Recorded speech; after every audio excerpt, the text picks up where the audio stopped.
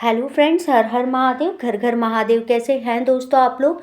मैं हूं आपकी astrologer Deepa Madane. Astro friend में आपका बहुत बहुत स्वागत है दोस्तों। आज हम चर्चा करेंगे मकर राशि वालों के 2023 के वार्षिक फल की। 2023 का वर्ष मकर राशि वालों का कैसे रहने वाला है और 2023 क्या सौगात लाया है मकर राशि वालों के लिए। तो मकर राशि वालों के व्यापार और नौकरी की क्या स्थिति रहने वाली, शिक्षा और संतान का क्षेत्र कैसे रहने वाला है, लव लाइफ और वैवाहिक जीवन कैसे चलने वाला, आय और हेल्थ की क्या स्थिति रहने वाली, बैंक बैलेंस की क्या स्थिति रहने वाली, भाग्य कितना साथ देगा और साथ ही साथ आपके लाभ की क्या स्थिति रहने वाली, ये सारी ही जानकारी मैं आपको दूंगी। लेकिन उससे पहले मेरा निवेदन है कि अगर आपने अभी तक मेरे चैनल को लाइक नहीं करा है, सब्सक्राइब नहीं करा है, तो आप पहले उसे लाइक कर लीजिए, सब्सक्राइब कर लीजिए और उसमें जो बेल आइकन का बटन उसे ज़रूर प्रेस करिए ताकि मेरी वीडियो की हर नई जानकारी आप तक सबसे पहले पहुंच सके। चलिए दोस्तों, मैं अपनी चर्चा को आगे बढ़ाती हूँ, लेकिन उससे पहले 2023 के नव वर्ष की बहुत बहुत शुभकामनाएं मकर राशि वालों को। तो नव वर्ष की बहुत बहुत शुभकामनाएं देती हूँ। नव वर्ष आप लोगों के लिए बहुत ही खुशियों की सौगात लेकर आए। अब मैं 2023 का प्रिडिक्शन करूँ उससे पहले मकर राशि वालों को ग्रहों की स्थिति को जानना जरूरी। 2023 में मूलभूत 4 ग्रहों गोचर में ग्रह बदलने वाले, शनि, राहु, केतु और गुरु। इनका राशि परिवर्तन होने जा रहा है, गोचर परिवर्तन होने जा रहा है। तो अब ये समझ लीजिए, यही हर राशि पे कुछ ना कुछ असर डालेंगे। तो मकर राशि वालों पे क्या असर पड़ने वाला है, चलिए जान लेते हैं। तो आप ये समझ लीजिए कि जो मकर राशि वाले, इन पे साढ़े साथी का दूसरा चरण 17 जनवरी 2023 को समाप्त हो जाएगा। तीसरा चरण इनके लिए कष्टकारी नहीं होगा। इन्होंने पिछले 2 साल में जितनी परेशानियों को देखा है, अब उन परेशानियों का अंत होगा। तो 17 जनवरी 2023 को शनि आपके दूसरे भाव, धन भाव, मूल त्रिकोण कुंभ राशि में गोचर करने जा रहे हैं। गुरु आपके चौथे भाव मेष राशि में गोचर करेंगे। राहु आपके 30 अक्टूबर को तीसरे भाव मीन राशि में गोचर करेंगे और केतु 9वें भाव कन्या राशि में गोचर करेंगे। तो ये आपके ग्रहों की स्थितियां हो गई। अगर अब मैं मकर राशि वालों की हेल्थ की स्थिति की बात करूं, तो आपके राशि के स्वामी पूरे साल यानी कि मूल त्रिकोण की कुंभ राशि में रहेंगे। तो आपके हेल्थ अच्छी रहने वाली। हेल्थ संबंधी कहीं कोई परेशानी आती हुई मुझे नहीं दिख रही है।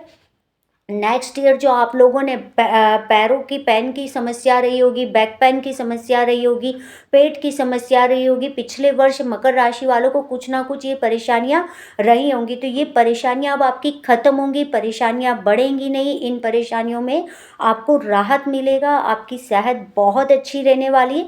मकर राशि वालों को कहीं भी मुझे हेल्थ के कोई इश्यू आते हुए नहीं दिख रहे, क्योंकि ये साल की तीसरी साढ़े साथी का जो ये तीसरा चरण समाप्त हो जाएगा। तो यहाँ पर आपके लिए काफ़ी ज़्यादा अच्छा रहने वाला है। आप यहाँ पर ये समझ लीजिए कि उतरती साढ़े साथी का वैसे 2025 में पूर्ण रूप से आप स्वतंत्र हो जाएंगे साढ़े साथी से, लेकिन जो ये तीसरा चरण है उतरता हुआ समाप्त होती जाएगी। वैसे वैसे आपकी हेल्थ की सारी इशू समस्याएं खत्म हो जाएंगी और हेल्थ आपकी कहीं मुझे ज़्यादा आप परेशान होते हुए नहीं दिख रहे। अक्टूबर दिसंबर का महीना आपको थोड़ा सा संभल कर रहना है, क्योंकि अक्टूबर दिसंबर के महीने मुझे हेल्थ के कुछ इशू आते हुए दिखते हैं। बाकी पूरा वर्ष मकर राशि वालों की हेल्थ अच्छी रहने वाली। समय आपके बिल्कुल अनुकूल है। हेल्थ संबंधी आपको कहीं परेशानी नहीं होगी। अगर मैं आपके बैंक बैलेंस की बात करूं, धन की बात करूं कि आपकी धन की क्या स्थिति रहने वाली है, तो ये साल आपकी धन की स्थिति बहुत अच्छी रहने वाली। पिछले वर्ष आपने कर्जे भी लिए, पैसों को लेके आप परेशान भी रहे, पैसे के लिए आपने जहाँ भी प्रयास करे आपको रास्ते बंद नजर आए। तो ये समझ लीजिए कि मकर राशि वालों का ये साल बहुत अच्छा रहने वाला है। तो मकर राशि वालों की बहुत अच्छी स्थिति रहने वाली। धन की कहीं मुझे ज़्यादा परेशानी आती नहीं दिख रही। पिछले वर्ष जो आपने सारे धन के रास्ते बंद होते देखे, वही रास्ते अब आपके धन के सारे खुलते हुए नजर आ रहे। सब दूर से आपके पास धन आएगा, धन के रास्ते खुलेंगे, इनकम बढ़ेगी, इनकम के स्रोत बढ़ेंगे। अब धन के कहीं भी आपको रास्ते में ब्लॉकेज नहीं आएगी। तो ये समझ लीजिए कि धन की स्थिति आपकी अच्छी रहने वाली। धन की मुझे कहीं कमी होती हुई नहीं दिखती है।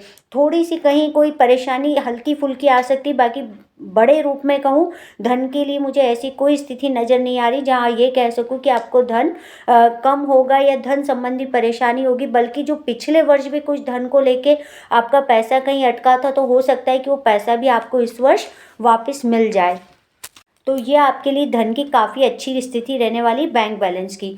अगर मैं मकर राशि वालों की मकान, वाहन, दुकान, फ्लैट, ज़मीन की स्थिति बात करूँ कि क्या रहने वाली है, तो चौथे भाव के स्वामी मंगल मार्च, अप्रैल और अगस्त में नेगेटिव होंगे। बाकी का समय सुख सुविधाओं के आपके बढ़ने वाले हैं। मकान, वाहन, गाड़ी, फ्लैट आपके सब बढ़ने वाले, क्योंकि 21 अप्रैल से गुरु अपने पोजीशन में आ जाएंगे, गुरु अपने उच्च के घर में आ जाएंगे।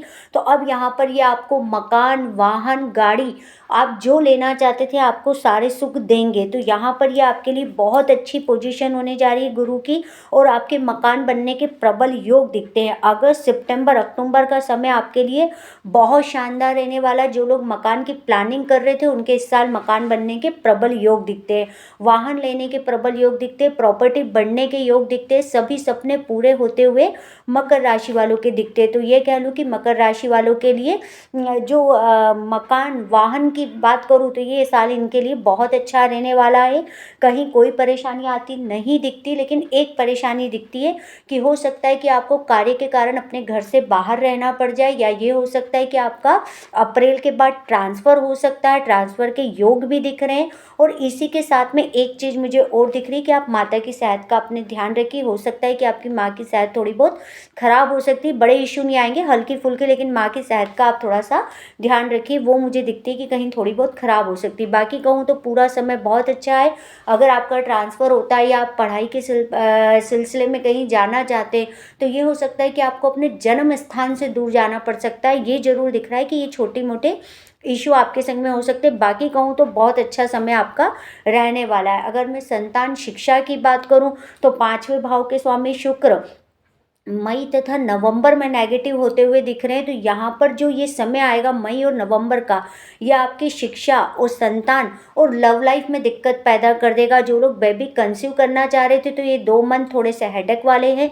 बाकी का मैं कहूँ समय अच्छा है, संतान के प्रबल योग दिख रहे हैं इस वर्ष। शिक्षा काफ़ी अच्छी रहने वाली है। इन 2 महीने को छोड़ दूँ तो आप एग्ज़ाम कोई भी देंगे तो वो क्रैक करते हुए दिखते हैं, शिक्षा में आगे बढ़ते हुए दिखते हैं। गवर्नमेंट जॉब आपकी लगती हुई दिखती है। जो लोग गवर्नमेंट जॉब के लिए अप्लाई कर रहे थे उनकी गवर्नमेंट जॉब भी लग सकती है, इनके प्रमोशन भी हो सकते हैं, पद प्रतिष्ठा भी ये लोग पा सकते हैं।